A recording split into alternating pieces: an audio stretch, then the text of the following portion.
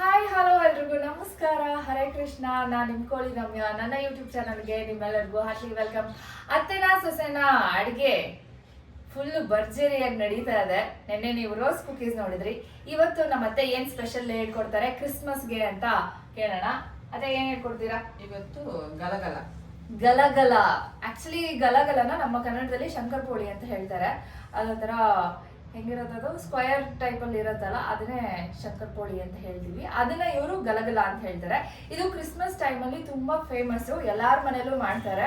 And ನಮ್ಮನೇಲಿ ಇವತ್ತು ಜಾಸ್ತಿ ಮಕ್ಕಳು ಬಂದಿರೋದ್ರಿಂದ ನಾವು ಗಲಗಲನ ಮಾಡ್ತಾ ಇದ್ದೀವಿ. ಓಕೆ ಅತ್ತೆ, ಲೆಟ್ಸ್ ಸ್ಟಾರ್ಟ್.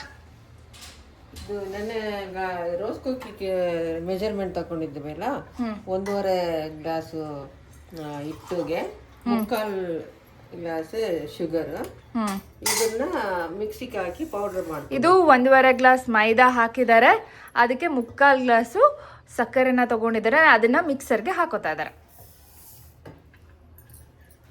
ಅದಕ್ಕೆ ಏಲಕಾಯಿ ಹಾಕ್ತಾ ಇದ್ದೀರಾ, ಕಾಮನ್ ಎಲ್ಲದಕ್ಕೂ ಆ್ಯಡ್ ಮಾಡೋ ಥರ ಇದಕ್ಕೂ ಏಲಕಾಯಿ ಆ್ಯಡ್ ಮಾಡ್ತಿದ್ರ.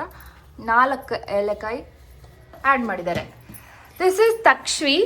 ನಮ್ಮ ಮನೆಯಲ್ಲಿ ಒಂದು ಚಿಕ್ಕ ಮಗು ಹಲ್ಲು ಬೆಳೆದ್ಬಿಟ್ಟಿದೆ. ಹಲ್ಲು ತೋರಿಸೆ. ನಿಂದು ಕನ್ನಡ ಬರುತ್ತಾ ನಿಂಗೆ? ಏನು ಮಾತಾಡ್ತಿದ್ಯಾ ಆದರೆ ಕೇಳಿಸ್ತಾ ಇಲ್ಲ ಯಾರಿಗೂ. ಜೋರಾಗಿ ಮಾತಾಡಿಲ್ವಾ? ಚಿಕ್ಕವಳಿದಾಗ ಚೆನ್ನಾಗಿ ಹೇಳೋಳು ಆಂಟಿ, ಇವಾಗ ಸ್ವಲ್ಪ ಹೇಳ್ತಾ ಇಲ್ಲ ಕರೆಕ್ಟಾಗೆ. ಓಕೆ, ಥ್ರೋಟ್ ಇನ್ಫೆಕ್ಷನ್ ಆಗಿದೆ ಅಂತ. ಇವಾಗ ಮಿಕ್ಸರ್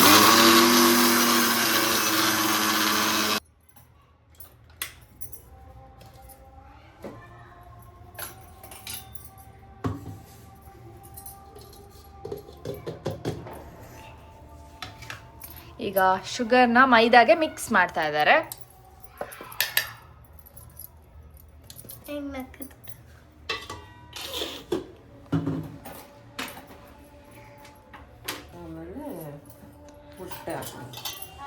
ಇವಾಗ ಇದಕ್ಕೆ ಮೊಟ್ಟೆನ ಹೊಡೆದ್ಬಿಟ್ಟು ಹಾಕ್ತಾ ಇದ್ದಾರೆ. 3 ಮೊಟ್ಟೆನ ಆ್ಯಡ್ ಮಾಡ್ತಾ ಇದ್ದಾರೆ.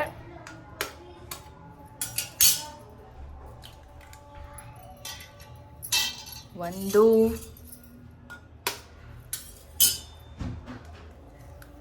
2,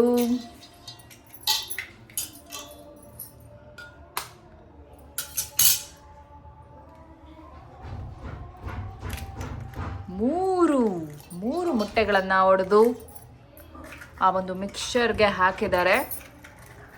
ಮೈದಾ, ಸಕ್ಕರೆ ಪೌಡರ್ ಹಾಗೆ 3 ಮೊಟ್ಟೆ. ಅದ್ರ ಜೊತೆಗೆ ಸ್ವಲ್ಪ ಸೋಡಾನ, ಪಿಂಚ್ ಆಫ್ ಸೋಡಾನ ಸೇರಿಸ್ತಾ ಇದ್ದಾರೆ. ಎಸ್,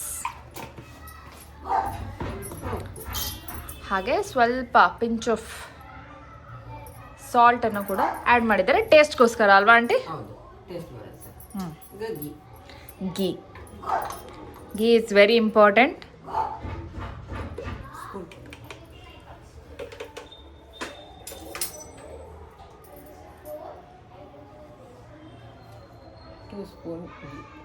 ಟೂ ಸ್ಪೂನ್ ಗೀನ ಆ್ಯಡ್ ಮಾಡ್ತಾ ಇದ್ದಾರೆ. ನೀವು ಧಾರಾಳವಾಗಿ ಗೀನ ಆ್ಯಡ್ ಮಾಡಿ, ತೊಂದರೆ ಇಲ್ಲ.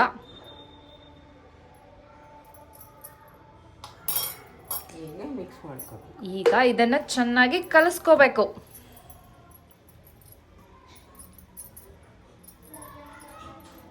ನೆನ್ನೆ ದೋಸೆ ಮಾವು ತರ ಮಾಡಿದ್ದೀವಿ, ದೋಸೆ ಹಿಟ್ಟು ತರ. ಇವತ್ತು ಚಪಾತಿ ಹಿಟ್ಟು ತರ ಮಾಡ್ಬೇಕು, ಕಲಿಸ್ಬೇಕು. ಓಕೆ, ಚಪಾತಿ ಹಿಟ್ಟಿರ ಅದಕ್ಕೆ ನಾವಿವಾಗ ಕಲಿಸ್ಕೋಬೇಕು.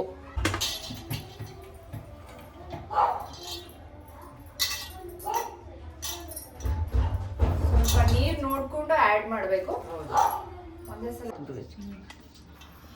ಓಕೆ, ಇವಾಗ ಗಲಗಲ ಹೇಗೆ ಮಾಡೋದು, ಅದ ಯಾವ ರೀತಿ ಶೇಪಲ್ಲಿ ಮಾಡಬೇಕು ಅಂತ ನಮ್ಮತ್ತೆ ಇವಾಗ ಹೇಳ್ಕೊಡ್ತಾರೆ ನೋಡಿ. ಇದು ಒಂದು ಫೋಕನ್ನು ತಗೊಂಡಿದ್ದಾರೆ. ಈ ಫೋಕ್ಗೆ ಸ್ವಲ್ಪ ನೆಯ್ಯಿ ಹಚ್ಬಿಟ್ಟು ಗೀ ಹಚ್ಕೋಬೇಕು.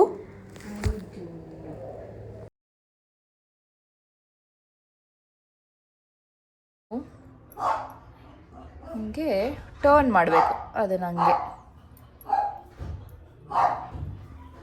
ಓಕೆ, ಸೊ ಇದೇ ಗಲಗಲ. ಈ ಹೆಸರು ನನಗೆ ಸಖತ್ ಇಷ್ಟ ಆಂಟಿ, ಗಲಗಲ. ಗಲಗಲ. ನಾವು ಕನ್ನಡದಲ್ಲಿ ಮಾತಾಡುವಾಗ ಏನು ಗಲಗಲ ಅಂತಿದೆಯೇ ಅಂತ ಹೇಳ್ತೀವಿ, ಅದಕ್ಕೆ ಈ ವರ್ಡ್ ನನಗಿಷ್ಟ. ಗಲಗಲ ಅಂದರೆ ಹ್ಯಾಪಿನೆಸ್ ಅಲ್ಲ. ಹಾಂ.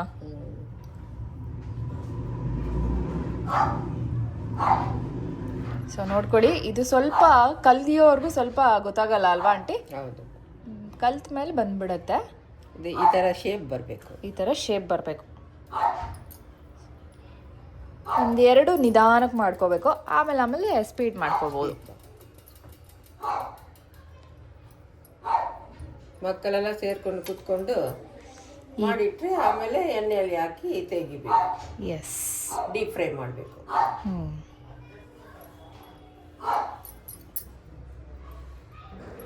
ಈ ಬ್ಯಾಟರ್ನ ಮಾಡಿಕೊಂಡು ಹೀಗೆ ಮನೇಲಿರೋರಿಗೆಲ್ಲ ಕೊಟ್ಟು ಅವರೆಲ್ಲರೂ ಈ ಥರ ಮಾಡಿಕೊಂಡ್ರೆ ಈಸಿಯಾಗಿ ಗಲಗಲ ರೆಡಿ ಆಗುತ್ತೆ. ನೋಡಿ, ಚಿಕ್ಕ ಮಕ್ಕಳು ಕೂಡ ಮಾಡಬಹುದು ಇದನ್ನು.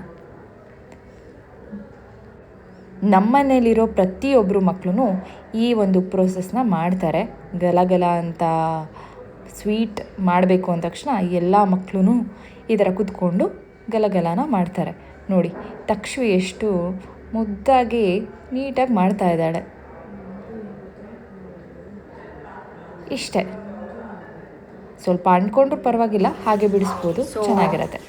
ಸೊ ಫೈನಲಿ ಗಲಗಲ ಎಲ್ಲ ರೆಡಿಯಾಗಿದೆ. ಒಳ್ಳೆ ಶೇಪಲ್ಲಿ ಮಕ್ಕಳು ಎಲ್ಲರೂ ಮಾಡಿದ್ದಾರೆ. ಸೊ ಇವಾಗ ಎಣ್ಣೆನೂ ಕಾಯ್ದಿದೆ. ಎಣ್ಣೆಗೆ ಇವಾಗ ಹಾಕಿದ್ರೆ ಗಲಗಲ ರೆಡಿ ಆಗುತ್ತೆ. ಸೊ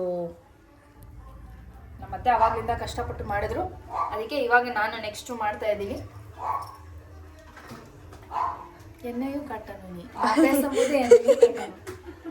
ಸೊ ಆಗ್ಲಿಂದ ಅತ್ತೆ ಕಷ್ಟಪಟ್ಟು ಮಾಡಿದ್ರು. ಸೊ ಅವರಿಗೆ ಸ್ವಲ್ಪ ರೆಸ್ಟ್ ಕೊಟ್ಬಿಟ್ಟು ಇವಾಗ ನಾನು ಮಾಡ್ತಾ ಇದ್ದೀನಿ. ಸ್ವಲ್ಪ ಎಣ್ಣೆ ನನಗೆ ಭಯ ಇದೆ, ಆದರೂ ಪರವಾಗಿಲ್ಲ. ಅಕ್ಕ ಸಿಮ್ಮಲ್ಲಿ ಇಲ್ಲ ಇದು.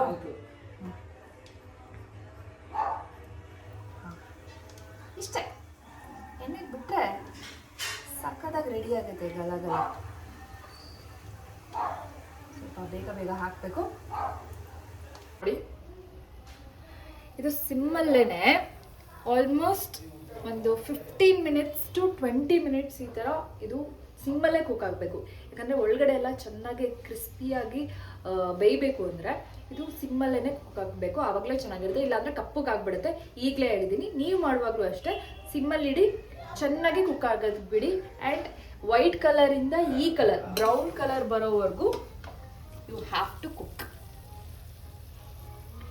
ಸೊ ನಮ್ಮ ಗಲಗಲ ರೆಡಿ ಆಯಿತು. ಓಕೆ, ನನ್ನ ತಲೆ ನೋಡ್ಬಿಟ್ಟು ಸ್ವಲ್ಪ ಕನ್ಫ್ಯೂಸ್ ಆಗಬೇಡಿ, ಯಾಕಂದರೆ ಸಖತ್ ಟೈಮ್ ಇತ್ತು ಆಯಿತಾ. ಇದು ಕುಕ್ ಆಗೋದಕ್ಕೆ ತುಂಬ ಟೈಮ್ ತೊಗೋತಾಯಿತ್ತು. ಅಷ್ಟರಲ್ಲಿ ನಾನು ಹೇರ್ ಕಲರ್ ಮಾಡ್ಕೊಳ್ಳೋಣ ಅಂತ ಹೋಗ್ಬಿಟ್ಟು ಹೇರ್ ಕಲರ್ ಮಾಡ್ಕೊಂಡು ಬಂದೆ. ಆ್ಯಂಡ್ ಅಷ್ಟರೊಳಗಡೆ ಇದು ಕುಕ್ ಆಗಿದೆ, ಅಷ್ಟು ಟೈಮ್ ಇತ್ತು. ಸೊ ನೀವು ಅಷ್ಟೇ ಏನಾದರೂ ಮಾಡೋದಿದ್ರೆ ಹೋಗ್ಬಿಟ್ಟು ನಿಮ್ಮ ಕೆಲಸ ಎಲ್ಲ ಮುಗಿಸ್ಕೊಂಬರೋ ಅಷ್ಟರಲ್ಲಿ ಇದು ಕುಕ್ ಆಗಿರುತ್ತೆ. ಸೊ ನಾನೀಗ ಇದನ್ನು ತೆಗಿತಾ ಇದ್ದೀನಿ. ಸೊ ನಮಗೆ ಸ್ವಲ್ಪ ದೊಡ್ಡ ದೊಡ್ಡ ಸೈಜಲ್ಲಿ ಬೇಕಾಗಿತ್ತು, ಸೊ ಹಾಗಾಗಿ ಈ ಥರ ಮಾಡಿದ್ದೀವಿ. ಸೊ ನಿಮ್ಗೆ ಏನಾದರೂ ಚಿಕ್ಕ ಸೈಜಲ್ಲಿ ಬೇಕು ಅಂದರೆ ನೀವು ಚಿಕ್ಕ ಸೈಜಲ್ಲೇ ಮಾಡ್ಕೋಬೋದು. ತುಂಬ ಟೇಸ್ಟಿಯಾಗಿರುತ್ತೆ ಇದು. ಆ್ಯಂಡ್ ಇವಾಗ ನಾನು ತಿಂದು ತೋರಿಸ್ತೀನಿ ಎಷ್ಟು ಚೆನ್ನಾಗಿದೆ ಅನ್ನೋದನ್ನು. ಸೊ ಗೈಸ್, ಆ್ಯಕ್ಚುಲಿ ಗಲಗಲ ರೆಡಿಯಾಗಿದೆ. ನಾನು ಟೇಸ್ಟ್ ಮಾಡೋದಕ್ಕೆ ಕಾಯ್ತಾ ಇದ್ದೀನಿ. ಸೊ ಇದು ಆ್ಯಕ್ಚುಲಿ ನನಗೆ ಸ್ವಲ್ಪ ಬ್ರೌನ್ ಕಲರ್ ಇದ್ರೇ ಇಷ್ಟ. ಅದು ಕ್ರಿಸ್ಪಿಯಾಗಿ ಚೆನ್ನಾಗಿರುತ್ತೆ. ಒಬ್ಬೊಬ್ರಿಗೆ ಇಷ್ಟ ಆಗುತ್ತೆ, ಒಬ್ಬೊಬ್ರಿಗೆ ಇಷ್ಟ ಆಗಲ್ಲ. ನನಗೆ ತುಂಬ ಇಷ್ಟ. ಸೊ ತಿಂದ್ಬಿಟ್ಟು ಟೇಸ್ಟ್ ಹೇಗಿದೆ ಅಂತ ಹೇಳ್ತೀನಿ.